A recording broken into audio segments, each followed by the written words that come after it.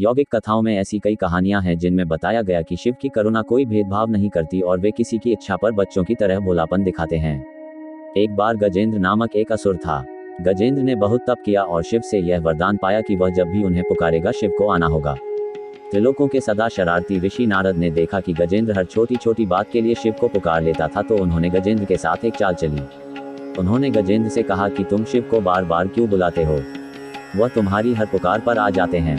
क्यों नहीं तुम उनसे कहते कि वह तुम्हारे अंदर आ जाएं और वहीं रहें, जिससे वह हमेशा तुम्हारे अंदर होंगे। गजेंद्र को यह बात अच्छी लगी और फिर उसने शिव की पूजा की। जब शिव उसके सामने प्रकट हुए तो वह बोला कि आपको मेरे अंदर रहना होगा, आप कहीं मत जाए। शिव अपने भोलेपन में एक लिंग के रूप में गजेंद्र में प्रवेश कर गए और वहां रहने लगे। फिर जैसे जैसे समय बीता पूरा ब्रह्मांड शिव की कमी महसूस कर रहा था। कोई नहीं जानता था कि वह कहाँ हैं। सभी देव और गण शिव को खोजने लगे।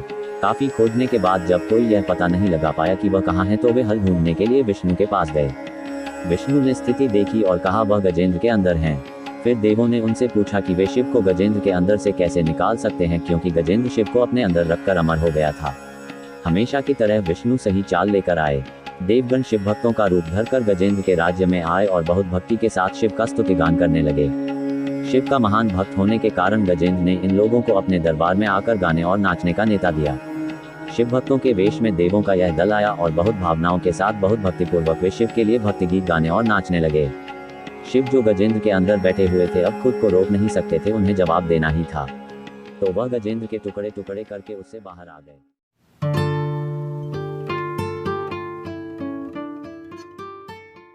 अबू धाबी, संयुक्त अरब अमीरात में पहले पारंपरिक हिंदू मंदिर का निर्माण कार्य चल रहा है और रिपोर्ट के मुताबिक इसके 2023 में पूरा होने की संभावना है। खलीज टाइम्स ने एक रिपोर्ट में कहा है कि इस महीने के अंत तक फाउंडेशन का काम पूरा हो जाएगा। बोचासन निवासी अक्षर पुरुषोत्तम स्वामीनारायण संस्था BAPS की ओर से अबू धाबी में 45 करोड़ दिरहम लगभग 888 करोड़ रुपए की लागत से मंदिर बनाया जा रहा है। अबू धाबी के अबू मुरैखा में मंदिर का क्षेत्रफल 27 एकड़ है। अबू धाबी वापस हिंदू मंदिर परियोजना अभियंता अशोक कोंडेट्टी ने कहा कि आधार निर्माण के अंतिम चरण में था। नींव जमीन से 4.5 मीटर की ऊंचाई पर बनाई गई है। 2 भूमिगत कक्षों का निर्माण भी चल रहा है। मंदिर में संयुक्त अरब अमीरात के साथ अमीरात का प्रतिनिधित्व करने वाले 7 विशाल टॉवर होंगे। निर्माण भारत और अरब दुनिया की विरासत को दर्शाता है। मैं इस परियोजना की गुणवत्ता और प्रगति की निगरानी कर रहा हूँ। मैं इस परियोजना का हिस्सा बनकर बहुत धन्य महसूस कर रहा हूँ। यह एक अनूठा अवसर है, अशोक ने कहा। इस नींव में हमारे पास 2 सुरंगें हैं। उन सुरंगों के लिए भारत से पत्थर मिल गए हैं और अगले सप्ताह से इन्हें बिछाने का काम शुरू हो जाएगा। कुल नींव का काम अप्रैल के अंत तक पूरा हो जाएगा, इसलिए हम मई में वास्तविक चिनाई शुरू कर सकते हैं, उन्होंने कहा।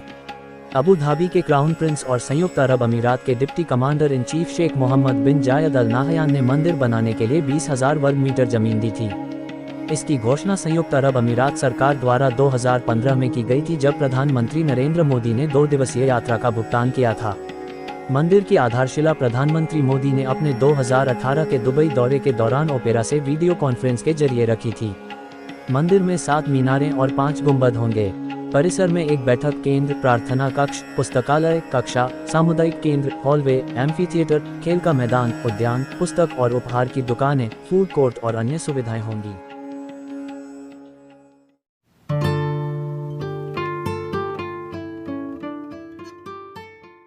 अबू धाबी, संयुक्त अरब अमीरात में पहले पारंपरिक हिंदू मंदिर का निर्माण कार्य चल रहा है और रिपोर्ट के मुताबिक इसके 2023 में पूरा होने की संभावना है। खलीज टाइम्स ने एक रिपोर्ट में कहा है कि इस महीने के अंत तक फाउंडेशन का काम पूरा हो जाएगा।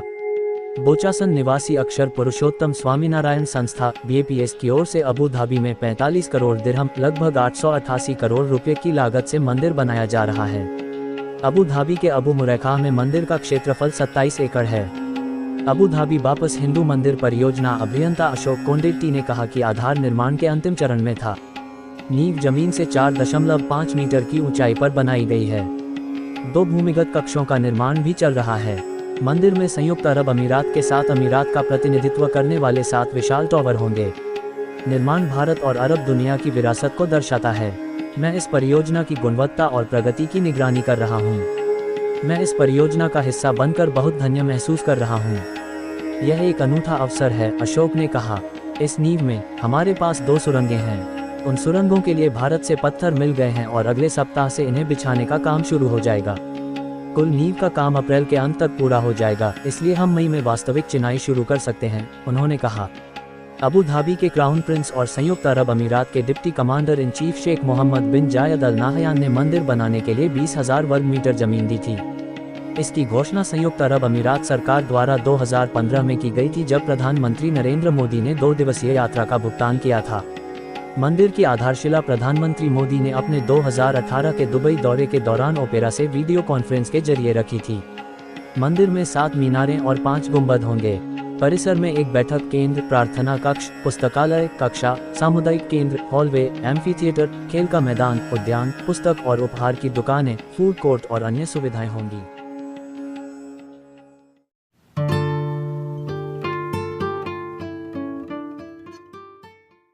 भगवान परशुराम को भगवान विष्णु का 6वां अवतार माना जाता है। भगवान परशुराम के बारे में यह प्रसिद्ध है कि उन्होंने तत्कालीन अत्याचारी और निरंकुश क्षत्रियों का 21 बार संहार किया। लेकिन क्या आप जानते हैं भगवान परशुराम ने आखिर ऐसा क्यों किया? इसी का जवाब देती है एक रोचक पुराण कथा। महिष्मती नगर के राजा सहस्त्रार्जुन क्षत्रिय समाज के हय वंश के राजा कार्तवीर्य और रानी कौशिक के पुत्र थे। सहस्त्रार्जुन का वास्तविक नाम अर्जुन था।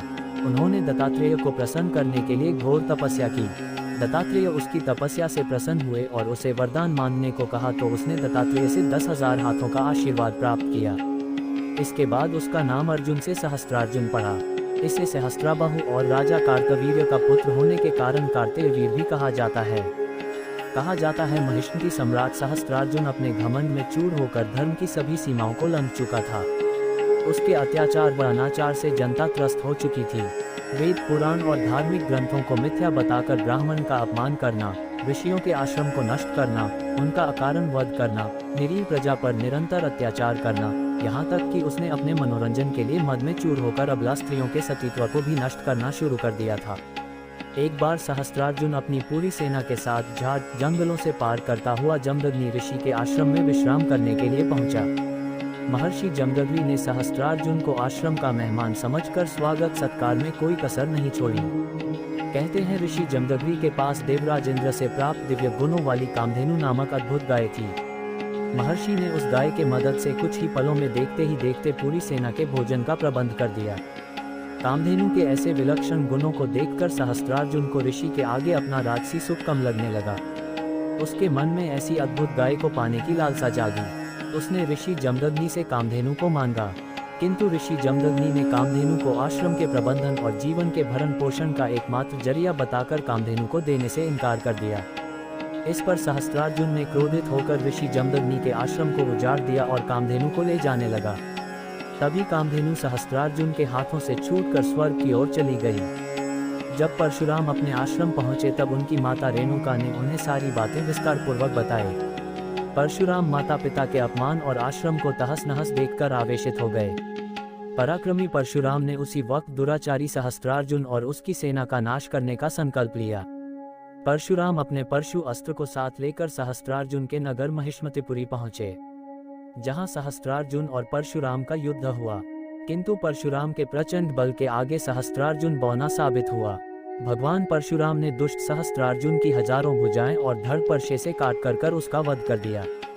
सहस्त्रार्जुन के वध के बाद पिता के आदेश से इस वध का प्रायश्चित करने के लिए परशुराम तीर्थ यात्रा पर चले गए। तब मौका पाकर सहस्त्रार्जुन के पुत्रों ने अपने सहयोगी क्षत्रियों की मदद से तपस्यारत महर्षि जमदग्नि का उनके ही आश्रम में सिर काटकर उनका वध कर दिया।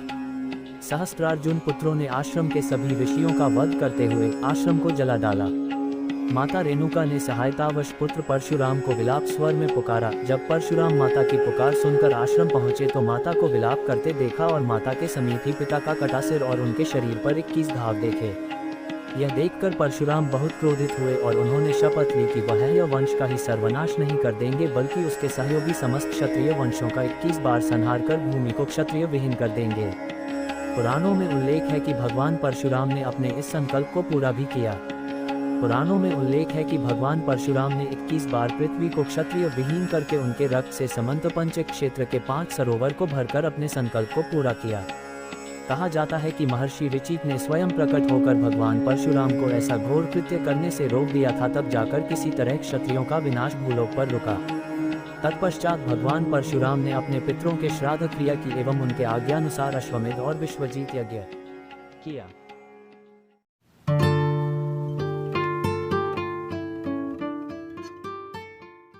खाटू श्याम जी का असली नाम बर्बरीक है। महाभारत की एक कहानी के अनुसार बर्बरीक का सिर राजस्थान प्रदेश के खाटू नगर में दफना दिया था।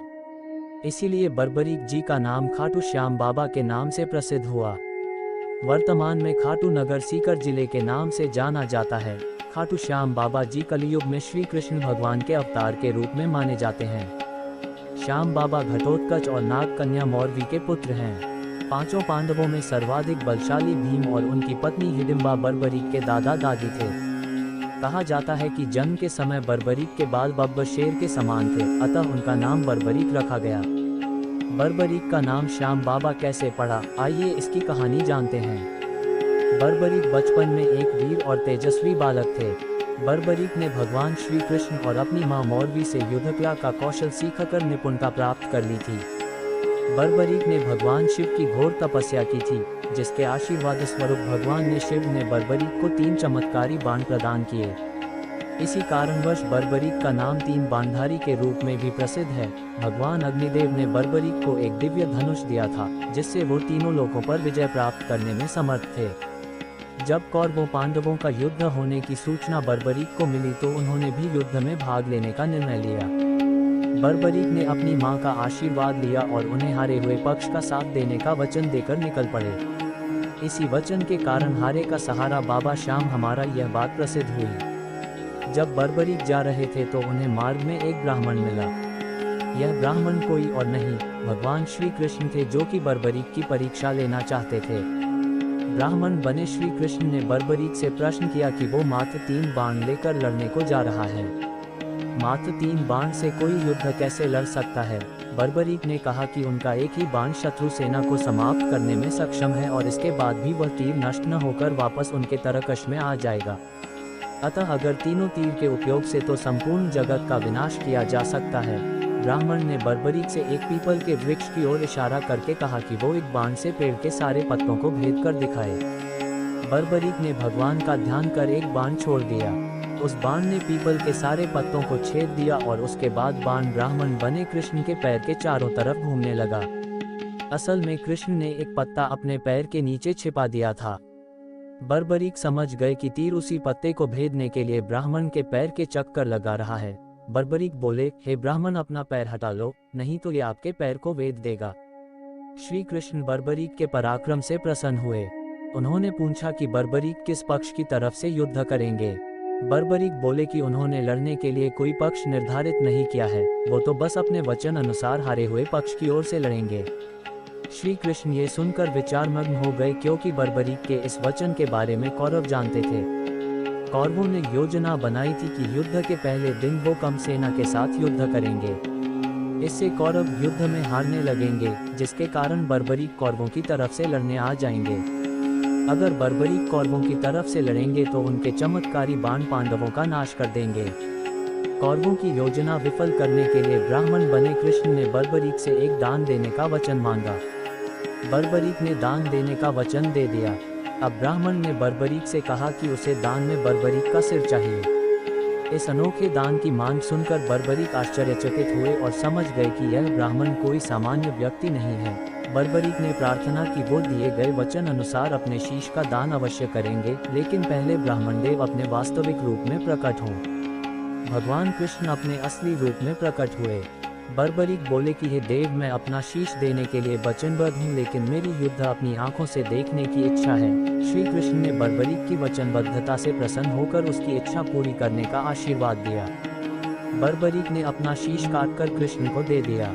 श्री कृष्ण ने बर्बरीक के सिर को 14 देवियों के द्वारा अमृत से सींचकर युद्धभूमि के पास एक पहाड़ी पर स्थित कर दिया, जहां से बर्बरीक युद्ध का दृश्य देख सकें। इसके पश्चात कृष्ण ने बर्बरीक के धड़ का शास्त्रोक्त विधि से अंतिम संस्कार कर दिया। महाभारत का महान युद्ध समाप्त हुआ और पांडव विजयी हुए। विजय के बाद पांडवों में यह बहस होने लगी कि इस विजय का श्रेय किस योद्धा को जाता है। श्री कृष्ण ने कहा, चूंकि बर्बरीक इस युद्ध के साक्षी रहे हैं, अतः इस प्रश्न का उत्तर उन्हीं से जानना चाहिए। तब परमवीर बर्बरीक ने कहा कि इस युद्ध की विजय का श्रेय एकमात्र श्री कृष्ण को जाता है, क्योंकि यह सब कुछ श्री कृष्ण की उत्कृष्ट युद्ध नीति के कारण ही संभव हुआ। विजय के पीछे सब कुछ श्री कृष्ण की ही माया थी। बर्बरीक के इस सत्य वचन से देवताओं ने बर्बरीक पर पुष्पों की वर्षा की और उनके गुणगान गाने लगे। श्री कृष्ण वीर बर्बरीक की महानता से अति प्रसन्न हुए और उन्होंने कहा, हे वीर बर्बरीक, आप महान हैं। मेरे आशीर्वाद स्वरूप आज से आप मेरे नाम श्याम से प्रसिद्ध होगे। कलियुग में आप कृष्ण अवतार रूप में पूजे जाएंगे और अपने भक्तों के मनोरथ पूर्ण करेंगे। भगवान श्री कृष्ण का वचन सिद्ध हुआ और आज हम देखते भी हैं कि भगवान श्री खाटू श्याम बाबा जी अपने भक्तों पर निरंतर अपनी कृपा बनाए रखते हैं। बाबा श्याम अपने वचन अनुसार हारे का सहारा बनते हैं। इसीलिए जो सारी दुनिया से हारा सताया गया होता है, वो भी अगर सच्चे मन से बाबा श्याम के नामों का सच्चे मन से नाम ले और स्मरण करे तो उसका कल्याण अवश्य ही होता है। श्री खाटू श्याम बाबा जी की महिमा अपरंपार है। सश्रद्धा विनती है कि बाबा श्याम इसी प्रकार अपने भक्तों पर अपनी कृपा बनाए रखें।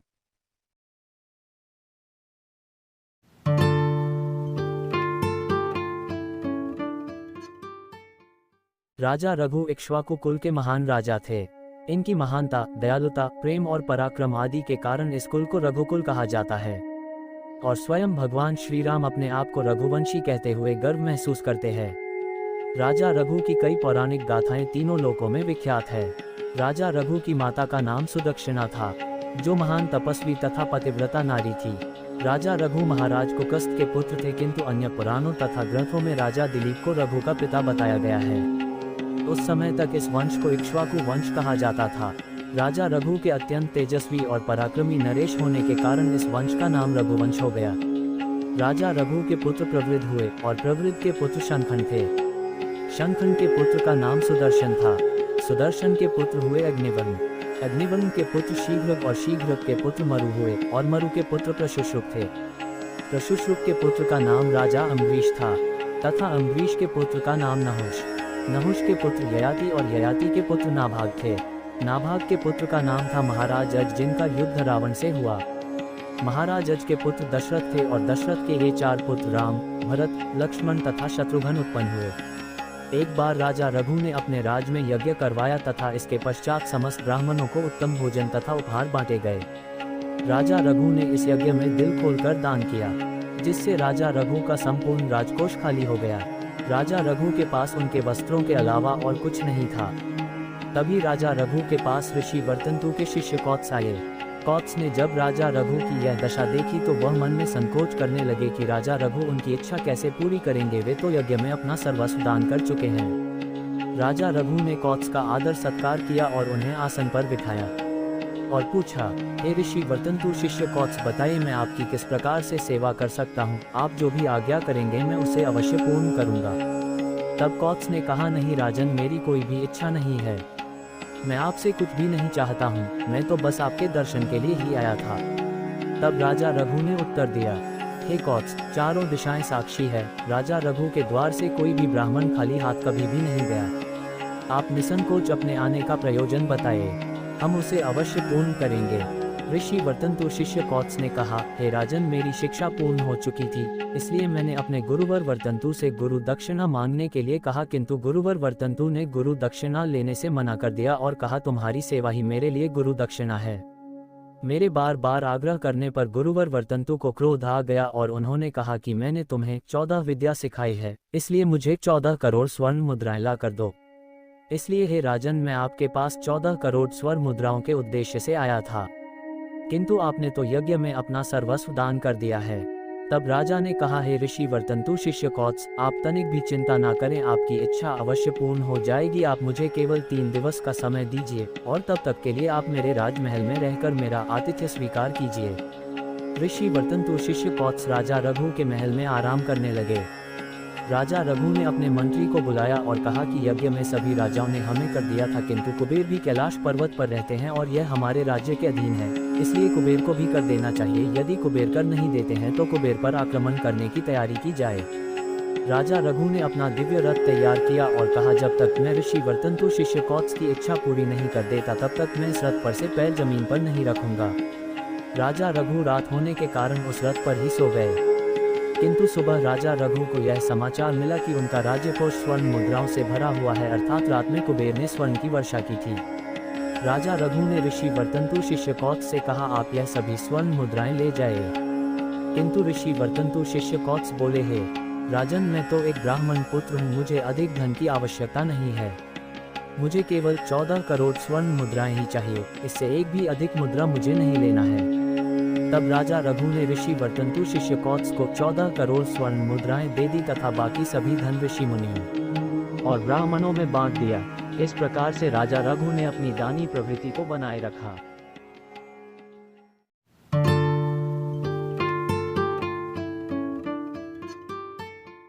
बात उस समय की है जब 5 पांडवों को वनवास हो गया था। वनवास जाने से पहले पांडवों ने भगवान श्री कृष्ण से पूछा, हे श्री कृष्ण, अभी यह द्वापर युग का अंतकाल चल रहा है, आप हमें बताएं कि आने वाली कलयुग की गति क्या और कैसी होगी। श्री कृष्ण जवाब देते हैं, मैं तुम्हें इसका सीधा सा उत्तर तो नहीं दे सकता, लेकिन हाँ, तुम 5 भाई वन में जाओ और वन में जो कुछ भी दिखे मुझे आकर बताओ, मैं तुम्हें उसका कलयुग में प्रभाव बताऊंगा। इसके बाद 5 भाई वन में चले गए। उन्होंने वन में जो देखा वह देखकर आश्चर्यचकित रह गए। श्री कृष्ण के कहे अनुसार 5 भाई अलग अलग दिशाओं में वन की ओर निकले। युधिष्ठिर भ्रमण पर थे। उन्होंने एक जगह पर देखा कि एक हाथी के 2 सूंड थे।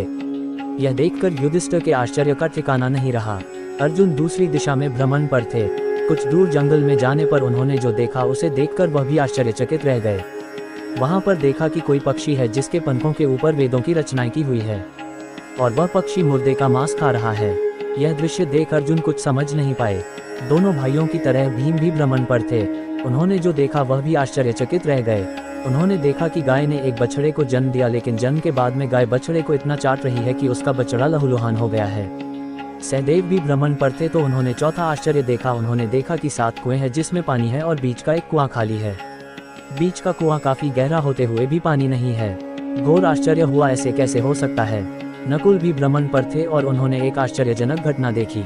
एक पहाड़ के ऊपर से एक बड़ी सी चट्टान लुढ़कते हुए नीचे आ रही है। कितने ही वृक्षों से टकराकर उनको नीचे गिराते हुए वे आगे बढ़ जाती है। विशालकाय वृक्ष भी उसे रोक ना सकें। इसके अलावा यह चट्टान कितनी ही अन्य चट्टानों के साथ टकराई, फिर भी वह उसे रोक नहीं सके। अंत में वह एक अत्यंत छोटे पौधे का स्पर्श होते ही स्थिर हो गई। इसके बाद 5 भाई एकत्रित हुए और शाम को भगवान श्री कृष्ण को अपने अनुभव सुनाए। सबसे पहले युधिष्ठिर ने कहा, मैंने तो पहली बार 2 सूंड वाला हाथी देखा। यह मेरे लिए तो बहुत ही आश्चर्यजनक था। भगवान श्री कृष्ण कहते हैं, धर्मराज, अब तुम कलिकाल की सुनो। कलयुग में ऐसे लोगों का राज्य होगा जो दोनों ओर से शोषण करेंगे, बोलेंगे कुछ और करेंगे कुछ और, मन में कुछ और होगा और कर्म कुछ और। ऐसे ही लोगों का कलयुग में राज होगा। तुम कलयुग आने से पहले तक राज्य कर लो। युधिष्ठिर के बाद अर्जुन ने कहा, मैंने जो देखा है वह तो कहीं ज्यादा आश्चर्यजनक था। मैंने देखा कि एक पक्षी के पंखों पर वेदों की रचनाएं लिखी हुई है, पर वह पक्षी मुर्दे का मांस खा रहा है।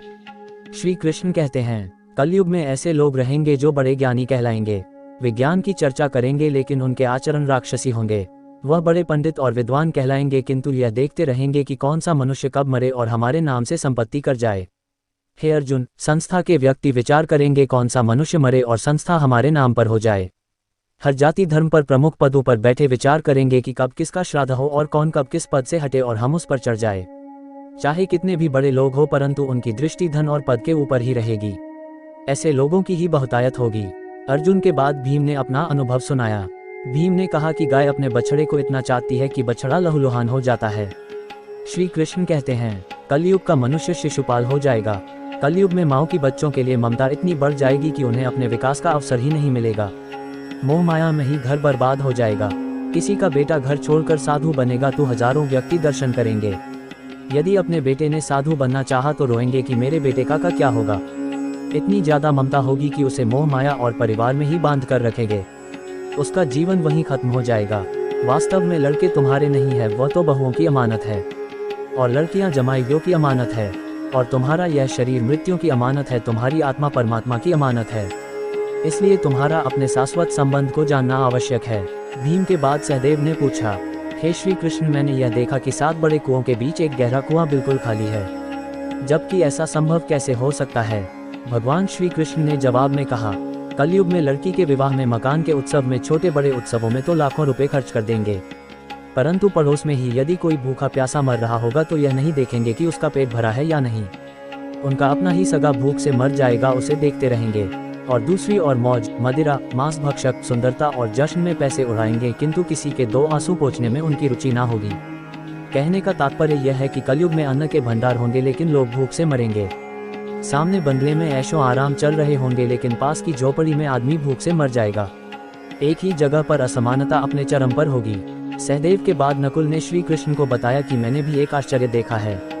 एक बड़ी सी चट्टान पहाड़ पर से लुढ़की। वृक्षों के तने और चट्टानें भी उसे ना रोक पाए, किंतु एक छोटे से पौधे के स्पर्श से ही वह बड़ी चट्टान रुक गई। समझ नहीं पाया कैसे। श्री कृष्ण ने कहा, कलयुग में मानव का मन नीचे गिरेगा, उसका जीवन पतित होगा। यह पतित जीवन धन की सिलाव से नहीं रुकेगा, ना ही सत्ता के वृक्षों से रुकेगा, किंतु हरि नाम के एक छोटे से पौधे से, हरि कीर्तन से मनुष्य जीवन रूपी पौधे का पतन होना रुक जाएगा। इसलिए भक्तों, हरि भजन कलयुग में मोक्ष पाने का एकमात्र उपाय है।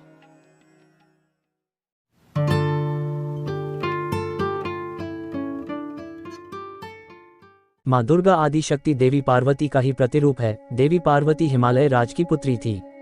बचपन में ही उन्होंने भगवान शिव को अपना पति चुन लिया था, अतः वह सदा उनकी भक्ति और आराधना में लीन रहती थी। विवाह योग्य होने पर भोले शंकर को पति के रूप में पाने की कामना में वह एक ऊंचे पर्वत पर जाकर तप करने लगी। वहां उन्होंने कई वर्षों तप किया। उनके तप से प्रसन्न होकर शिव जी ने उन्हें दर्शन दिया और स्वयं को पति के रूप में प्राप्त करने का वरदान उन्हें प्रदान किया। इसके उपरांत दोनों का विवाह बड़ी ही धूमधाम से संपन्न हुआ, जिसमें सारे देवी देवता, ऋषिगण और शिवगण सम्मिलित हुए। विवाह उपरांत उनके दो पुत्र श्री गणेश और कार्तिकेय हुए। भगवान शिव को पति स्वरूप प्राप्ति के लिए कई वर्षों तक किए गए कठोर तप के फलस्वरूप देवी पार्वती का गौर वर्ण सांवला हो गया था। एक दिन कैलाश पर्वत पर बैठकर हास परिहास करते समय भगवान शिव ने माता पार्वती को काली कह दिया। स्वयं के लिए काली संबोधन सुन देवी पार्वती रुष्ट हो गई और गौर वर्ण की प्राप्ति के लिए कैलाश छोड़कर तपस्या करने वन में चली गई। वन में एक वृक्ष के नीचे बैठकर वे कठोर तप करने लगी। इस बीच एक दिन एक भूखा शेर भटकते हुए वहां आ पहुंचा। देवी पार्वती को देख उनका भक्षण कर अपनी क्षुधा शांत करने की मंशा से वह उनके समीप पहुंचा, किंतु देवी पार्वती के तप का तेज इतना था कि वह शेर उनका भक्षण न कर सका और वहीं बैठकर उनकी तपस्या समाप्ति की प्रतीक्षा करने लगा। माता पार्वती को तप करते हुए कई वर्ष बीत गए। इतने वर्षों तक वह शेर वहीं उनके समीप बैठा रहा। एक क्षण को भी वह अपने स्थान से नहीं हिला। अंततः देवी पार्वती के तप से प्रसन्न होकर शिव जी ने उन्हें दर्शन दिए और गौर वर्ण का वरदान प्रदान किया। वरदान प्राप्ति उपरांत शिव जी के निर्देशानुसार देवी पार्वती गंगा के तट पर पहुंची। गंगा में स्नान उपरांत उनके भीतर का काला स्वरूप देवी के रूप में बाहर निकल गया और उन्हें गौर वर्ण प्राप्त हुआ। तब से उन्हें माँ गौरी भी कहा जाता है। उनके काले स्वरूप को देवी कौशिकी कहा जाता है।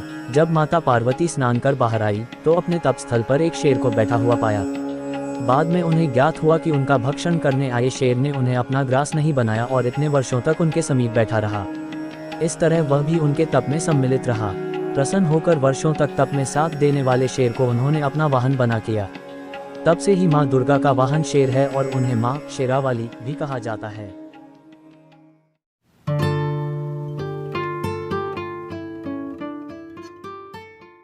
कथावाचक धीरेन्द्र शास्त्री पर अब इस्लाम के खिलाफ साजिश रचने का आरोप लगाया गया है। ऑल इंडिया मुस्लिम जमात के राष्ट्रीय अध्यक्ष मौलाना शहाबुद्दीन रिजवी बरेलवी ने कहा कि बाबा इस्लाम के खिलाफ प्रचार कर रहे हैं। रायपुर में उन्होंने एक मुस्लिम महिला का धर्मांतरण करा दिया, इसलिए छत्तीसगढ़ सरकार को कार्रवाई करनी चाहिए। बागेश्वर धाम के पीठाधीश्वर धीरेन्द्र शास्त्री हिंदुओं के धर्मांतरण का खुलकर विरोध करते हैं। वहीं इस बीच दरगाह आला हजरत से जुड़े संगठन ऑल इंडिया मुस्लिम जमात के राष्ट्रीय अध्यक्ष मौलाना शहाबुद्दीन रिजवी बरेलवी ने बाबा धीरेन्द्र शास्त्री के बयानों पर प्रतिक्रिया करते हुए कहा कि बाबा धीरेन्द्र शास्त्री भारत में नफरत फैला रहे हैं। वह अपने ओपन कार्यक्रमों में इस्लाम धर्म को कमजोर करने की साजिश रच रहे हैं और उसका मजाक बना रहे हैं। उन्होंने दावा किया कि धीरेन्द्र शास्त्री अब तक 328 पुरुष और महिलाओं का धर्मांतरण करवा चुके हैं। खुले मंच पर मुस्लिम महिला को प्रपोज करके उसके माध्यम से इस्लाम धर्म के खिलाफ प्रचार कर रहे हैं। उन्होंने खुद कहा कि बहुत से टोपी वालों का भी हम धर्म बदल देंगे। इस तरह बहुत सारे उनके भाषण हैं जिसमें धर्मांतरण की बात करते हैं। मौलाना रिजवी ने कहा कि इस तरह मंचों पर बात करना इस्लाम धर्म के खिलाफ एक साजिश है। ये मुसलमानों के दरमियान इस्लाम के संबंध में गुमराह करने की कोशिश कर रहे हैं। इससे भारत के मुसलमानों में सख्त नाराजगी है। अगर कोई मुस्लिम धर्मगुरु किसी गैर मुस्लिम का धर्मांतरण करा देता तो वो 24 घंटे में जेल की सलाखों में होता, लेकिन बाबा के खिलाफ छत्तीसगढ़ की सरकार खामोश है। उन्होंने कहा कि धीरेन्द्र शास्त्री रायपुर में बैठकर इस्लाम धर्म को कमजोर करने में लगे हुए हैं। मेरा छत्तीसगढ़ सरकार से अपील है कि धर्मांतरण कानून के तहत बाबा धीरेन्द्र शास्त्री के खिलाफ कानूनी कार्रवाई की जाए। उन्होंने कहा कि सरकार ने अगर कार्रवाई नहीं की तो हम कोर्ट जाएंगे। मौलाना बरेलवी ने कहा कि भारत लोकतांत्रिक देश है, यहाँ जमहूरियत कायम है, संविधान के अनुरूप भारत चलता है। संविधान पर सभी लोगों को भरोसा और एतमाद है। जो लोग भारत को हिंदू राष्ट्र बनाने की कोशिश करते हैं वो सपनों की जिंदगी जी रहे हैं। भारत कभी भी हिंदू राष्ट्र नहीं हो सकता और न ही अब दोबारा मुस्लिम राष्ट्र बन सकता है। हिंदू राष्ट्र और मुस्लिम राष्ट्र की बातें करने वाले लोगों को हकीकत की जिंदगी जीना चाहिए।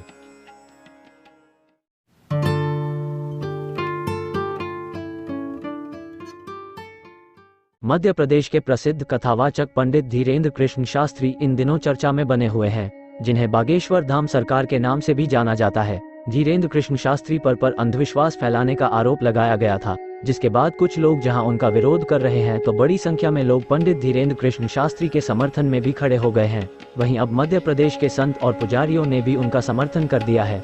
मध्य प्रदेश संत पुजारी संघ और संस्कृति बचाओ मंच ने पंडित धीरेन्द्र कृष्ण शास्त्री के समर्थन में प्रस्ताव पास किया है, जिसमें चेतावनी दी गई है कि अगर पंडित धीरेन्द्र शास्त्री के खिलाफ किसी तरह का और दुष्प्रचार किया गया या फिर उनके खिलाफ आंदोलन होगा तो संत पुजारी संघ और संस्कृति बचाओ मंच भी उनके समर्थन में आंदोलन करेगा। मध्य प्रदेश पुजारी संघ की बैठक में धीरेन्द्र कृष्ण शास्त्री के समर्थन में ये प्रस्ताव पास किया गया है। बता दें कि मध्य प्रदेश संत पुजारी महासंघ में प्रदेश के 50,000 से ज्यादा कर्मकांडी ब्राह्मण जुड़े हैं। ऐसे में पंडित धीरेन्द्र कृष्ण शास्त्री के समर्थन में जो प्रस्ताव पास किया गया है उसमें लिखा गया है कि अगर किसी भी तरह से पंडित धीरेन्द्र शास्त्री को फंसाया जाता है या फिर उनके ऊपर आरोप लगाते हैं, यानी उनकी प्रतिष्ठा पर अंकुश लगाने का प्रयास करते हैं, तो मध्य प्रदेश के 50,000 संत पुजारी उनके समर्थन पर सड़कों पर उतर जाएंगे। ये प्रस्ताव संगठन ने पास कर दिया है। वहीं मध्य प्रदेश पुजारी संघ के अलावा बीजेपी के राष्ट्रीय महासचिव कैलाश विजयवर्गीय ने भी पंडित धीरेन्द्र कृष्ण शास्त्री का समर्थन किया है। विजयवर्गीय से जब उनको लेकर सवाल किया गया तो उन्होंने कहा कि सब उन पर बोलते हैं, लेकिन कोई जावरा की दरगाह पर क्यों नहीं बोलता है? वहाँ भी बहुत सारे लोग लौटते फिरते हैं। मैंने पंडित धीरेन्द्र कृष्ण शास्त्री सन्यासी बाबा का इंटरव्यू देखा और सुना है। उन्होंने कहा है कि मेरा चमत्कार नहीं है, मेरे इष्ट का चमत्कार है। बता दें कि विजयवर्गीय के अलावा अन्य कई नेता भी उनके समर्थन में बयान दे चुके हैं।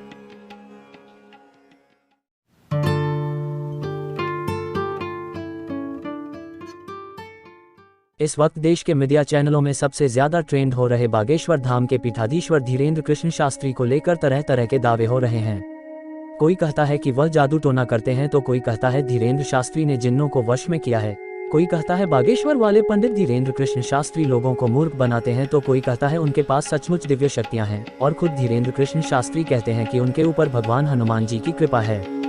बिना पूछे बताए अपने पर्चे में भक्तों की पीड़ा लिख देने वाले बाबा धीरेन्द्र कृष्ण शास्त्री हैं कौन? वह अचानक इतने फेमस कैसे हो गए? वह कथावाचक बने कैसे और उन्हें यह दिव्य शक्तियां कैसे मिली? आइए जानते हैं बागेश्वर धाम के पीठाधीश्वर धीरेन्द्र कृष्ण शास्त्री की कहानी। धीरेन्द्र कृष्ण शास्त्री का जन्म मध्य प्रदेश के छतरपुर जिले में सन 1996 में हुआ था। धीरेन्द्र कृष्ण शास्त्री छतरपुर के गढ़ा गांव के रहने वाले हैं। जब तक वह पीठाधीश्वर नहीं बने थे तब तक लोग उन्हें धीरेन्द्र गर्ग के नाम से जानते थे और उनका निक नेम धीरू है। धीरू ने अपनी पढ़ाई लिखाई गाँव के सरकारी स्कूल से पूरी की। वह सिर्फ इंटरमीडिएट तक पढ़े। इसके बाद वह अपने पिता की तरह पूजा पाठ का काम करवाकर परिवार का पालन पोषण करने लगे। धीरू के पिता पंडित थे तो घर की माली हालत अच्छी नहीं थी। जब परिवार का बंटवारा हुआ तो गरीबी ने जीना मुश्किल कर दिया। इस दौरान धीरू की माता अपनी भैंस का दूध घर घर जाकर बेचने का काम करने लगी थी। कहा जाता है कि धीरू ने धर्म का ज्ञान अपने पिता से लिया। वह कम उम्र में गांव गांव जाकर कथा सुनना शुरू कर चुके थे। कुछ समय बाद वह इस काम में निपुण हो गए। 2009 में उन्होंने पहली बार भागवत कथा अपने पास के गांव में सुनाई थी। धीरे धीरे वह प्रख्यात होते गए, मगर हमारी आपकी और मीडिया की नज़रों में तब आए जब उन्होंने बुलडोजर वाला विवादित बयान दिया था। बात 2016 की है। धीरेन्द्र कृष्ण शास्त्री के गांव में स्थापित बागेश्वर मंदिर में विशाल यज्ञ का आयोजन हुआ था। मंदिर में भगवान बालाजी की एक प्रतिमा की स्थापना की गई थी। तभी से यह स्थान बागेश्वर धाम के नाम से मशहूर हो गया था। श्री बालाजी महाराज के मंदिर के पीछे धीरेन्द्र कृष्ण शास्त्री के दादा सेतुलाल गर्ग सन्यासी बाबा की समाधि है। इसी स्थान पर धीरेन्द्र कृष्ण शास्त्री ने कई बार भागवत कथा का आयोजन किया। आसपास के इलाकों के सभी धर्म प्रेमियों को बुलाना शुरू किया। अपने धार्मिक ज्ञान एवं शक्तियों और कथा की शैली से लोगों को जोड़ना शुरू किया तो इनके भक्त बढ़ने लगे। यहीं से शुरू हुआ धीरू के पंडित धीरेन्द्र कृष्ण शास्त्री कहलाने का सफर। बागेश्वर धाम के महाराज ने अपनी ऐसी आभा दिखाई कि लोग हजारों लाखों की संख्या में यहाँ दर्शन करने पहुँचने लगे। पहले धीरेन्द्र कृष्ण शास्त्री सिर्फ कथावाचक थे, बाद में उन्होंने दरबार बुलाना शुरू किया। वह भूत प्रेत भगाने के साथ लोगों के कष्टों को बिना सुने बताए अपने पर्चे में लिखने लगे। यहाँ तक कि शरीर की किस नस में दिक्कत है बाबा ये भी बता देते हैं।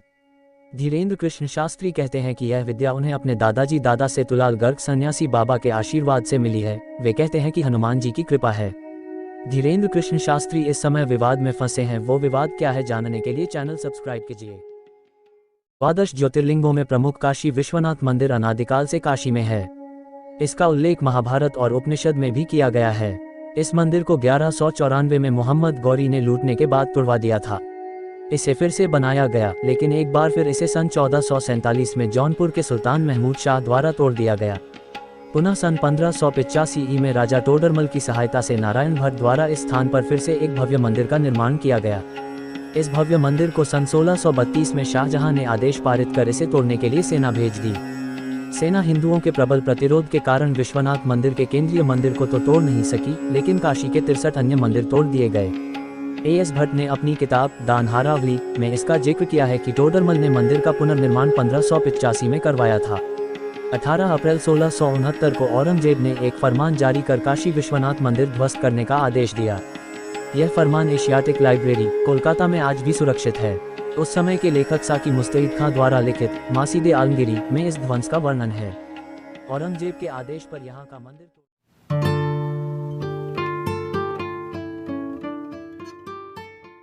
द्वादश ज्योतिर्लिंगों में प्रमुख काशी विश्वनाथ मंदिर अनादिकाल से काशी में है। इसका उल्लेख महाभारत और उपनिषद में भी किया गया है। इस मंदिर को 1194 में मोहम्मद गौरी ने लूटने के बाद तुड़वा दिया था। इसे फिर से बनाया गया, लेकिन एक बार फिर इसे सन 1447 में जौनपुर के सुल्तान महमूद शाह द्वारा तोड़ दिया गया। पुनः सन 1585 में राजा टोडरमल की सहायता से नारायण भट्ट द्वारा इस स्थान पर फिर से एक भव्य मंदिर का निर्माण किया गया। इस भव्य मंदिर को सन 1632 में शाहजहां ने आदेश पारित कर इसे तोड़ने के लिए सेना भेज दी। सेना हिंदुओं के प्रबल प्रतिरोध के कारण विश्वनाथ मंदिर के केंद्रीय मंदिर को तो तोड़ नहीं सकी, लेकिन काशी के 63 अन्य मंदिर तोड़ दिए गए।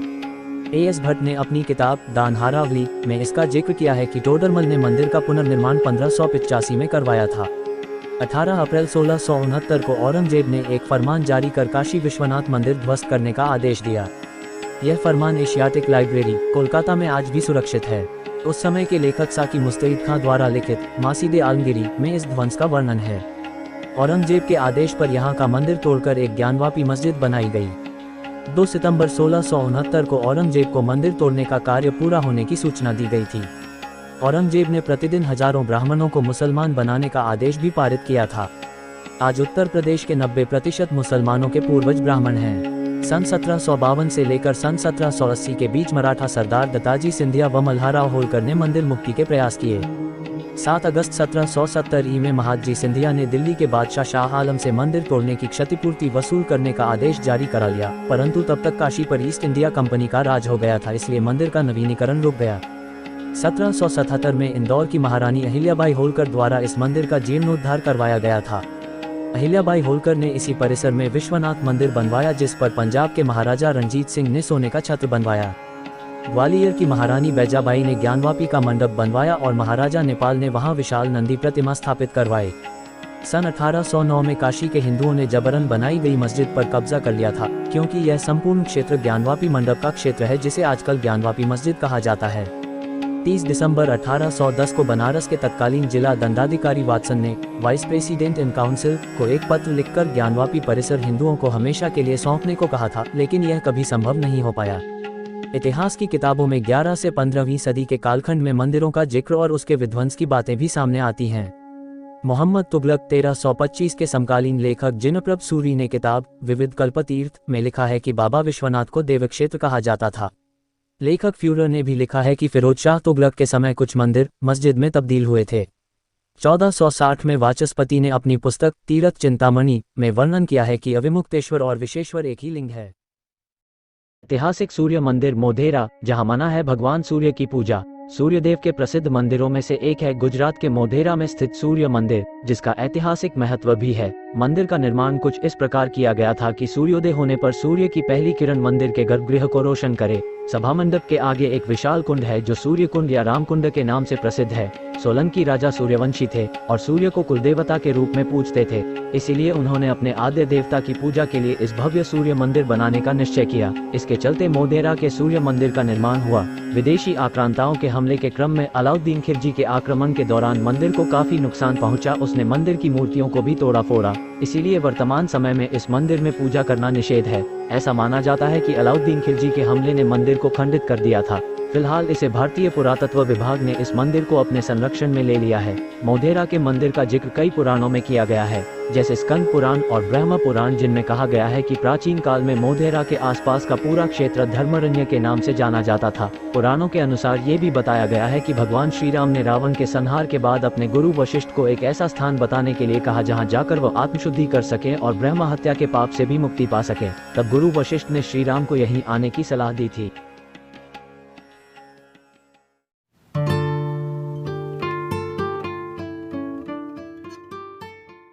जोशीमठ की पहचान ज्योतिर्मठ से है। भगवान बद्रीनाथ की पूजा शीतकाल में जोशीमठ में ही की जाती है। ये बद्रीनाथ और हेमकुंड साहिब जैसे तीर्थ स्थलों के लिए गेटवे का काम भी करता है। विश्व प्रसिद्ध औली भी जोशीमठ के ऊपर बसा हुआ है। उत्तराखंड का जोशीमठ इन दिनों एक बड़ी आपदा झेल रहा है। जोशीमठ शहर धंस रहा है, जिस वजह से यहाँ के सैकड़ों घरों, दुकानों और होटलों में दरारें आ गई हैं। जिन घरों को सबसे ज्यादा नुकसान हुआ है, वहाँ रहने वाले लोगों को सुरक्षित जगहों पर शिफ्ट किया जा रहा है। जोशीमठ में बने हालात कितने नाजुक हैं, इसका पता भारतीय अंतरिक्ष अनुसंधान संगठन यानी इसरो की एक रिपोर्ट से चल रहा है।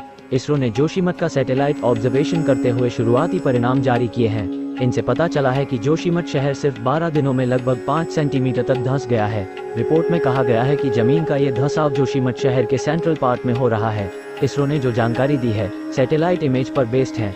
ये तस्वीरें कार्टोसैट 2S सैटेलाइट से ली गई हैं। इसरो के मुताबिक 27 दिसंबर 2022 से 8 जनवरी 2023 के बीच जोशीमठ शहर तेजी से धंसा है। सेंट्रल जोशीमठ में मिट्टी तेजी से धंसी है।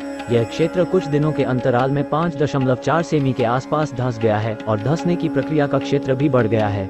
हालांकि अभी यह जोशीमठ शहर के मध्य भाग तक ही सीमित है। रिपोर्ट के अनुसार जोशीमठ शहर में यह धंसाव कई वर्षों से हो रहा था, लेकिन इसकी रफ्तार बहुत धीमी थी। अप्रैल से नवंबर 2022 के बीच 7 महीने में जोशीमठ शहर 9 सेमी की धीमी रफ्तार से धंसा, लेकिन 27 दिसंबर 2022 से 8 जनवरी 2023 के बीच जोशीमठ शहर तेजी से धंसा है। जोशीमठ के धंसने की सबसे बड़ी वजह इस इलाके की जियोग्राफी है। पहले आई रिपोर्टों में बताया जा चुका है कि जोशीमठ शहर भूस्खलन से निकले मलबे पर बसा हुआ है। इस वजह से इस क्षेत्र की कैपेसिटी कम है। बीते कुछ वर्षों में शहर तेजी से विकसित हुआ। निर्माण कार्य, नेशनल हाईवे से जुड़े काम और हाइड्रो इलेक्ट्रिक प्रोजेक्ट्स की वजह से यहाँ काफी कंस्ट्रक्शन हुआ है।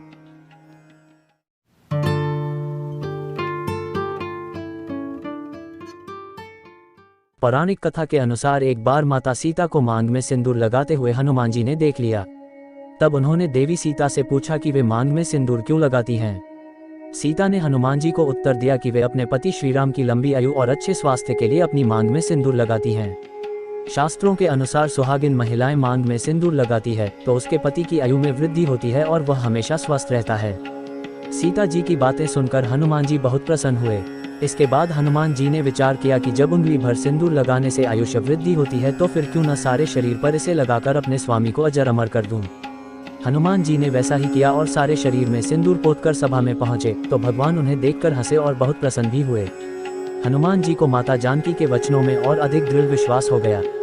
बस तभी से हनुमान जी को शरीर पर सिंदूर चढ़ाया जाने लगा। श्री हनुमान की प्रतिमा पर सिंदूर का चोला चढ़ाने जा रहे हैं तो पहले उनकी प्रतिमा को जल से स्नान कराएं।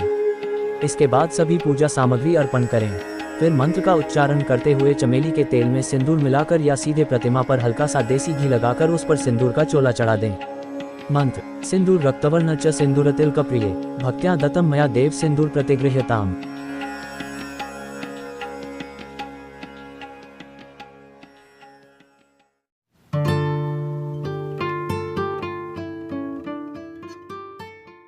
हिंदू धर्म में सूर्य देवता से जुड़े कई प्रमुख त्योहारों को मनाने की परंपरा है। उन्हीं में से एक है मकर संक्रांति। शीत ऋतु के पौष मास में जब भगवान भास्कर उत्तरायण होकर मकर राशि में प्रवेश करते हैं तो सूर्य की इस संक्रांति को मकर संक्रांति के रूप में देश भर में मनाया जाता है।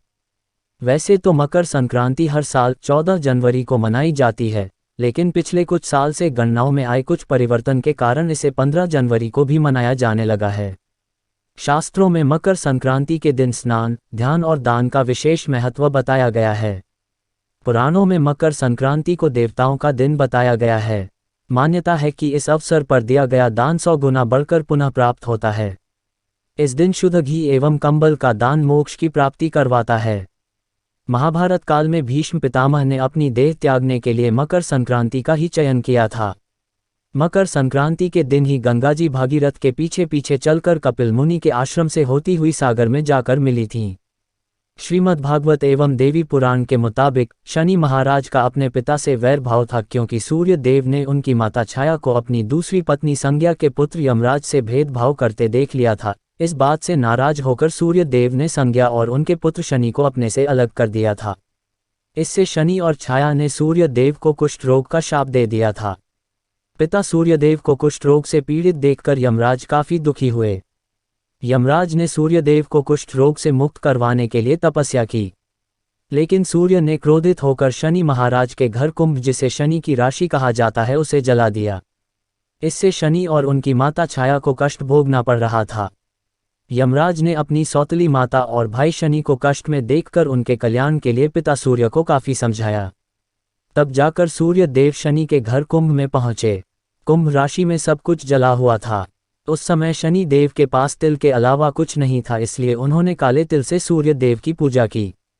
शनि की पूजा से प्रसन्न होकर सूर्य देव ने शनि को आशीर्वाद दिया कि शनि का दूसरा घर मकर राशि मेरे आने पर धन धान्य से भर जाएगा। तिल के कारण ही शनि को उनका वैभव फिर से प्राप्त हुआ था, इसलिए शनि देव को तिल प्रिय है। इसी समय से मकर संक्रांति पर तिल से सूर्य एवं शनि की पूजा का नियम शुरू हुआ।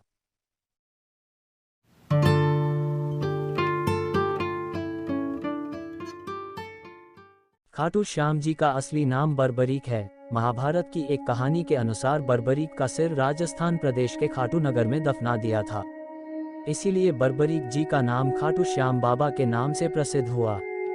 वर्तमान में खाटू नगर सीकर जिले के नाम से जाना जाता है। खाटू श्याम बाबा जी कलयुग में श्री कृष्ण भगवान के अवतार के रूप में माने जाते हैं। श्याम बाबा घटोत्कच और नाग कन्या मौरवी के पुत्र हैं। पांचों पांडवों में सर्वाधिक बलशाली भीम और उनकी पत्नी हिडिंबा बर्बरीक के दादा दादी थे। कहा जाता है कि जन्म के समय बर्बरीक के बाल बब्बर शेर के समान थे, अतः उनका नाम बर्बरीक रखा गया। बर्बरीक का नाम श्याम बाबा कैसे पड़ा, आइए इसकी कहानी जानते हैं। बर्बरीक बचपन में एक वीर और तेजस्वी बालक थे। बर्बरीक ने भगवान श्री कृष्ण और अपनी मां मौरवी से युद्धकला का कौशल सीखकर निपुणता प्राप्त कर ली थी। बर्बरीक ने भगवान शिव की घोर तपस्या की थी, जिसके आशीर्वाद स्वरूप भगवान ने शिव ने बर्बरीक को 3 चमत्कारी बाण प्रदान किए।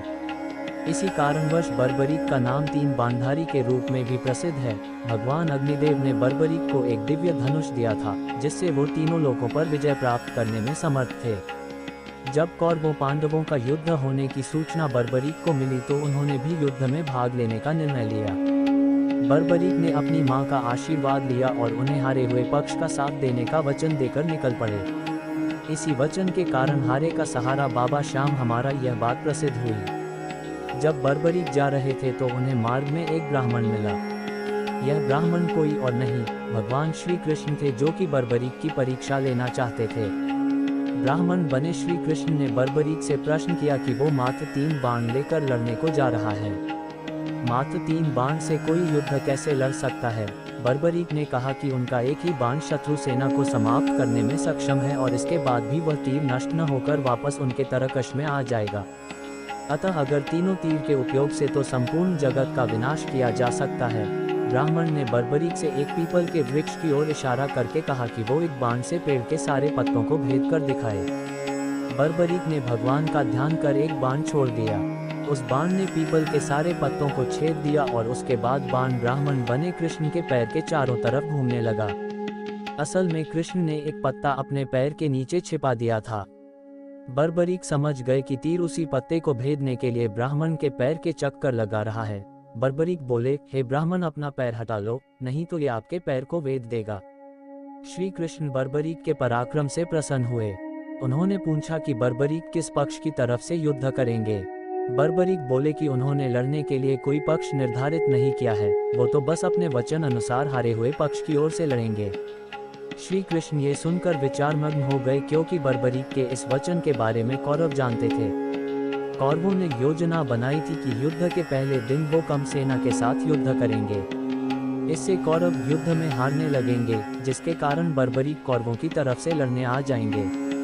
अगर बर्बरीक कौरवों की तरफ से लड़ेंगे तो उनके चमत्कारी बाण पांडवों का नाश कर देंगे। कौरवों की योजना विफल करने के लिए ब्राह्मण बने कृष्ण ने बर्बरीक से एक दान देने का वचन मांगा। बर्बरीक ने दान देने का वचन दे दिया।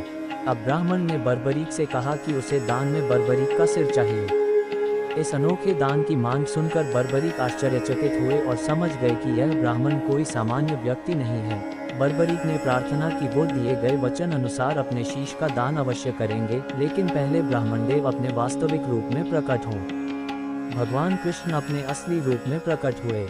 बर्बरीक बोले कि हे देव, मैं अपना शीश देने के लिए वचनबद्ध हूँ, लेकिन मेरी युद्ध अपनी आंखों से देखने की इच्छा है। श्री कृष्ण ने बर्बरीक की वचनबद्धता से प्रसन्न होकर उसकी इच्छा पूरी करने का आशीर्वाद दिया। बर्बरीक ने अपना शीश काटकर कृष्ण को दे दिया। श्री कृष्ण ने बर्बरीक के सिर को 14 देवियों के द्वारा अमृत से सींचकर युद्धभूमि के पास एक पहाड़ी पर स्थित कर दिया, जहाँ से बर्बरीक युद्ध का दृश्य देख सकें। इसके पश्चात कृष्ण ने बर्बरीक के धड़ का शास्त्रोक्त विधि से अंतिम संस्कार कर दिया। महाभारत का महान युद्ध समाप्त हुआ और पांडव विजयी हुए। विजय के बाद पांडवों में यह बहस होने लगी कि इस विजय का श्रेय किस योद्धा को जाता है। श्री कृष्ण ने कहा, चूंकि बर्बरीक इस युद्ध के साक्षी रहे हैं, अतः इस प्रश्न का उत्तर उन्हीं से जानना चाहिए। तब परमवीर बर्बरीक ने कहा कि इस युद्ध की विजय का श्रेय एकमात्र श्री कृष्ण को जाता है, क्योंकि यह सब कुछ श्री कृष्ण की उत्कृष्ट युद्ध नीति के कारण ही संभव हुआ। विजय के पीछे सब कुछ श्री कृष्ण की ही माया थी। बर्बरीक के इस सत्य वचन से देवताओं ने बर्बरीक पर पुष्पों की वर्षा की और उनके गुणगान गाने लगे। श्री कृष्ण वीर बर्बरीक की महानता से अति प्रसन्न हुए और उन्होंने कहा, हे वीर बर्बरीक, आप महान हैं। मेरे आशीर्वाद स्वरूप आज से आप मेरे नाम श्याम से प्रसिद्ध होगे। कलियुग में आप कृष्ण अवतार रूप में पूजे जाएंगे और अपने भक्तों के मनोरथ पूर्ण करेंगे। भगवान श्री कृष्ण का वचन सिद्ध हुआ और आज हम देखते भी हैं कि भगवान श्री खाटू श्याम बाबा जी अपने भक्तों पर निरंतर अपनी कृपा बनाए रखते हैं। बाबा श्याम अपने वचन अनुसार हारे का सहारा बनते हैं। इसीलिए जो सारी दुनिया से हारा सताया गया होता है, वो भी अगर सच्चे मन से बाबा श्याम के नामों का सच्चे मन से नाम ले और स्मरण करे तो उसका कल्याण अवश्य ही होता है। श्री खाटू श्याम बाबा, श्री खाटू श्याम बाबा जी की महिमा अपरंपार है। सश्रद्धा विनती है कि बाबा श्याम इसी प्रकार अपने भक्तों पर अपनी कृपा बनाए रखें।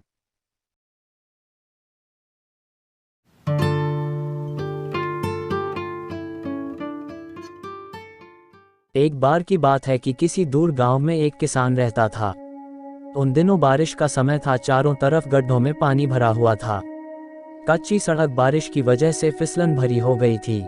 सुबह सुबह किसान को बैलगाड़ी लेकर कुछ धन कमाने बाजार जाना होता था, लेकिन आज बारिश की वजह से बहुत दिक्कत हो रही थी। फिर भी किसान धीरे धीरे सावधानी पूर्वक बैलगाड़ी लेकर बाजार की ओर जा रहा था। अचानक रास्ते में एक गड्ढा आया और बैलगाड़ी का पहिया गड्ढे में फंस गया। कीचड़ भरे गड्ढे से निकलना काफी मुश्किल था। बैल ने भी अपनी पूरी ताकत लगाई, लेकिन सफलता नहीं मिली। अब तो किसान बुरी तरह परेशान हो उठा।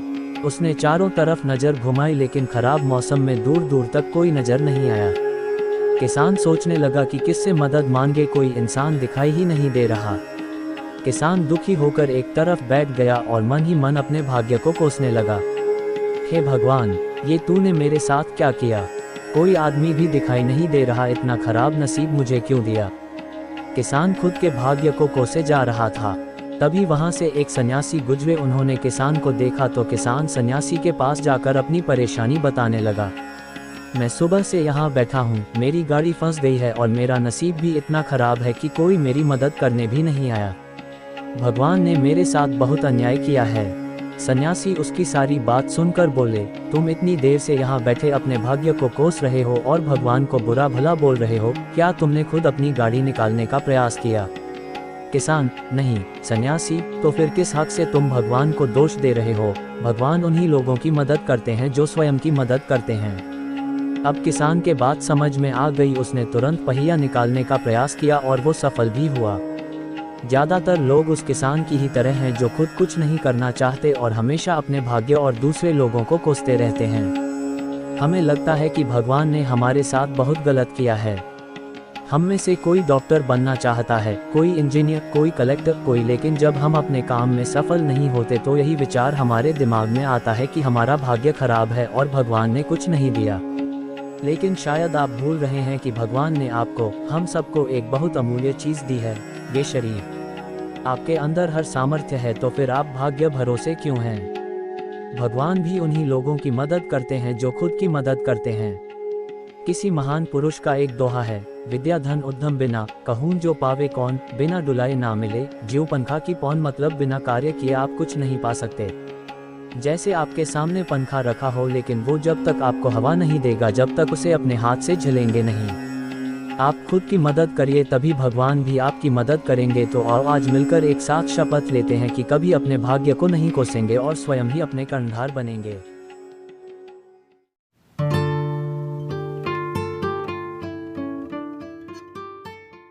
बहुत समय पहले हिरण्यकश्यप नाम के राक्षस ने ब्रह्मा देव की तपस्या करके अमर होने का वरदान मांगा। जब ब्रह्मा देव ने अमरता का वरदान देने से मना कर दिया, तो उसने मांगा कि उसे संसार में रहने वाला कोई भी जीव जंतु, राक्षस, देवी देवता और मनुष्य मार न पाए। साथ ही न वो दिन में मरे और न ही रात के समय, न तो पृथ्वी पर मरे और न ही आकाश में, न तो घर के अंदर और न ही बाहर, और न ही शस्त्र से मरे और न ही अस्त्र से। हिरण्यकश्यप की तपस्या से ब्रह्मा देव खुश थे ही, इसलिए अमरता के एक वरदान के बदले उन्होंने ये सारे वरदान उसे दे दिए। इसे पाकर उसने हर जगह तबाही मचाना शुरू कर दिया। उससे मनुष्य ही नहीं, देवता भी परेशान रहने लगे। वह अपनी शक्ति से दुर्बलों को सताने लगा। हिरण्यकश्यप से बचने के लिए लोगों को हिरण्यकश्यप की पूजा करनी पड़ती थी। भगवान की जगह जो भी हिरण्यकश्यप की पूजा करता वह उसे छाड़ देता, और जो उसे भगवान मानने से मना करता उसे मरवा देता या अन्य सजा देता। समय के साथ राक्षस हिरण्यकश्यप का आतंक बढ़ता गया। कुछ वक्त बीतने पर हिरण्यकश्यप के घर विष्णु भगवान के परम भक्त प्रहलाद का जन्म हुआ। हिरण्यकश्यप ने प्रहलाद को कई बार विष्णु भगवान की पूजा करने से मना किया और कहा, मैं ही भगवान हूँ, तुम मेरी आराधना करो। हर बार हिरण्यकश्यप की बात सुनकर प्रहलाद कहते, मेरे सिर्फ एक ही भगवान है और वो भगवान विष्णु हैं। प्रहलाद की बातें सुनकर हिरण्यकश्यप ने उन्हें मारने की कई कोशिश की, लेकिन वह सफल नहीं हो पाया। भगवान विष्णु अपनी शक्ति से हर बार हिरण्यकश्यप के सारे प्रयास विफल कर देते थे। एक दिन हिरण्यकश्यप के घर उसकी बहन होलिका आई। होलिका को आग में न जलने का वरदान प्राप्त था। उसके पास एक कंबल था जिसे लपेटकर यदि वह आग में चली जाए तो आग उसे नहीं जला सकती थी। हिरण्यकश्यप को अपने बेटे से परेशान देखकर होलिका ने कहा, भैया, मैं अपनी गोद में प्रहलाद को लेकर आग में बैठ जाऊंगी, जिससे वह जल जाएगा और आपकी परेशानी खत्म हो जाएगी। हिरण्यकश्यप ने इस योजना के लिए हामी भर दी। उसके बाद होलिका अपनी गोद में प्रहलाद को बैठाकर आग पर बैठ गई। उसी वक्त भगवान की कृपा से होलिका का कंबल प्रहलाद के ऊपर आ गया और होलिका जलकर खाक हो गई। प्रहलाद एक बार फिर प्रभु विष्णु की कृपा से बच गए। आग में जिस दिन होलिका जलकर भस्म हो गई थी, उसी दिन को आज तक लोग होलिका दहन के नाम से जानते हैं। इसे बुराई पर अच्छाई की जीत के रूप में देखते हुए खुशी में होलिका दहन के अगले दिन रंगों से होली खेली जाती है। कहानी से सीख, बुराई कितनी भी ताकतवर हो, एक दिन जीत अच्छाई की ही होती है। इसी वजह से हमेशा बुराई का मार्ग छोड़कर अच्छाई का मार्ग अपनाना चाहिए।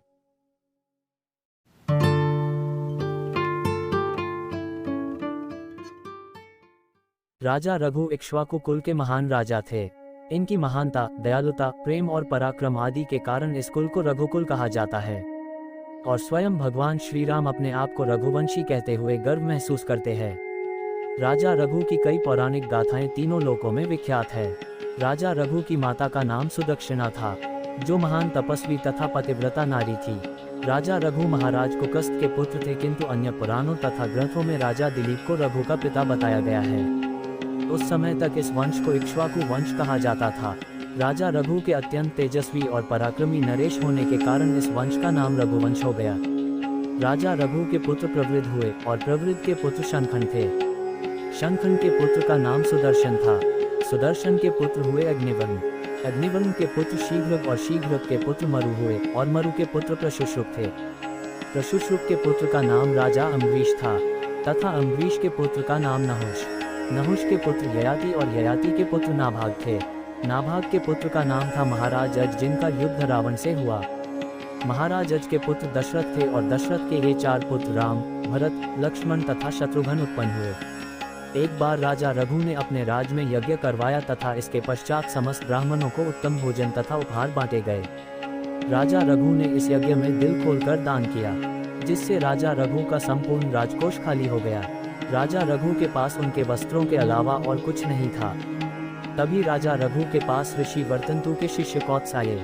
कौत्स ने जब राजा रघु की यह दशा देखी तो वह मन में संकोच करने लगे कि राजा रघु उनकी इच्छा कैसे पूरी करेंगे, वे तो यज्ञ में अपना सर्वस्व दान कर चुके हैं। राजा रघु ने कौत्स का आदर सत्कार किया और उन्हें आसन पर बिठाया और पूछा, हे ऋषि वर्तंतु शिष्य कौत्स, बताइए मैं आपकी किस प्रकार से सेवा कर सकता हूँ। आप जो भी आज्ञा करेंगे मैं उसे अवश्य पूर्ण करूँगा। तब कौत्स ने कहा, नहीं राजन, मेरी कोई भी इच्छा नहीं है, मैं आपसे कुछ भी नहीं चाहता हूँ, मैं तो बस आपके दर्शन के लिए ही आया था। तब राजा रघु ने उत्तर दिया, हे कौत्स, चारों दिशाएं साक्षी है, राजा रघु के द्वार से कोई भी ब्राह्मण खाली हाथ कभी भी नहीं गया। आप निसंकोच अपने आने का प्रयोजन बताइए, हम उसे अवश्य पूर्ण करेंगे। ऋषि वर्तंतु शिष्य कौत्स ने कहा, हे राजन, मेरी शिक्षा पूर्ण हो चुकी थी, इसलिए मैंने अपने गुरुवर वर्तंतु से गुरु दक्षिणा मांगने के लिए कहा, किंतु गुरुवर वर्तंतु ने गुरु दक्षिणा लेने से मना कर दिया और कहा, तुम्हारी सेवा ही मेरे लिए गुरु दक्षिणा है। मेरे बार बार आग्रह करने पर गुरुवर वर्तंतु को क्रोध आ गया और उन्होंने कहा कि मैंने तुम्हें 14 विद्या सिखाई है, इसलिए मुझे 14 करोड़ स्वर्ण मुद्राएं ला कर दो। इसलिए हे राजन, मैं आपके पास 14 करोड़ स्वर्ण मुद्राओं के उद्देश्य से आया था, किंतु आपने तो यज्ञ में अपना सर्वस्व दान कर दिया है। तब राजा ने कहा, हे ऋषि वर्तंतु शिष्य कौत्स, आप तनिक भी चिंता ना करें, आपकी इच्छा अवश्य पूर्ण हो जाएगी। आप मुझे केवल 3 दिवस का समय दीजिए और तब तक के लिए आप मेरे राजमहल में रहकर मेरा आतिथ्य स्वीकार कीजिए। ऋषि वर्तंतु शिष्य कौत्स राजा रघु के महल में आराम करने लगे। राजा रघु ने अपने मंत्री को बुलाया और कहा कि यज्ञ में सभी राजाओं ने हमें कर दिया था, किंतु कुबेर भी कैलाश पर्वत पर रहते हैं और यह हमारे राज्य के अधीन है, इसलिए कुबेर को भी कर देना चाहिए। यदि कुबेर कर नहीं देते हैं तो कुबेर पर आक्रमण करने की तैयारी की जाए। राजा रघु ने अपना दिव्य रथ तैयार किया और कहा, जब तक मैं ऋषि वर्तंतु शिष्य कौत्स की इच्छा पूरी नहीं कर देता तब तक मैं इस रथ पर से पैर जमीन पर नहीं रखूंगा। राजा रघु रात होने के कारण उस रथ पर ही सो गए, किंतु सुबह राजा रघु को यह समाचार मिला कि उनका राज्यकोष स्वर्ण मुद्राओं से भरा हुआ है, अर्थात रात में कुबेर ने स्वर्ण की वर्षा की थी। राजा रघु ने ऋषि वर्तंतु शिष्य कौत्स से कहा, आप यह सभी स्वर्ण मुद्राएं ले जाइए। किंतु ऋषि वर्तंतु शिष्य कौत्स बोले, हे राजन, मैं तो एक ब्राह्मण पुत्र हूँ, मुझे अधिक धन की आवश्यकता नहीं है, मुझे केवल 14 करोड़ स्वर्ण मुद्राएं ही चाहिए, इससे एक भी अधिक मुद्रा मुझे नहीं लेना है। तब राजा रघु ने ऋषि वर्तंतु शिष्य कौत्स को 14 करोड़ स्वर्ण मुद्राएं दे दी तथा बाकी सभी धन ऋषि मुनियों और ब्राह्मणों में बांट दिया। इस प्रकार से राजा रघु ने अपनी दानी प्रवृत्ति को बनाए रखा।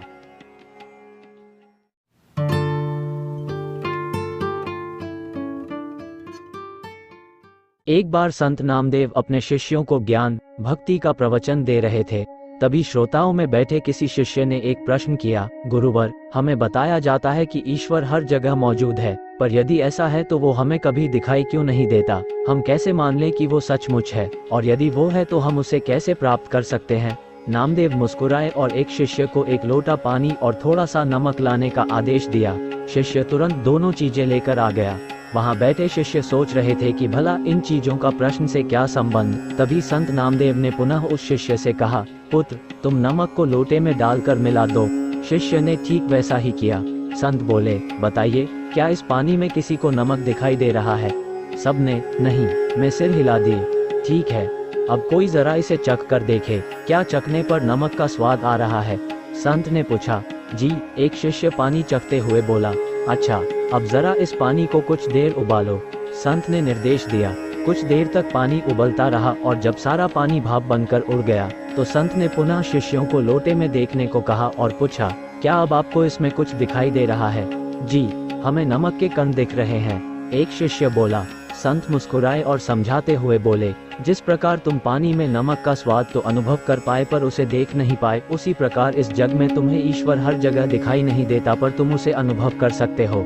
और जिस तरह अग्नि के ताप से पानी भाप बनकर उड़ गया और नमक दिखाई देने लगा, उसी प्रकार तुम भक्ति, ध्यान और सत्कर्म द्वारा अपने विकारों का अंत कर भगवान को प्राप्त कर सकते हो।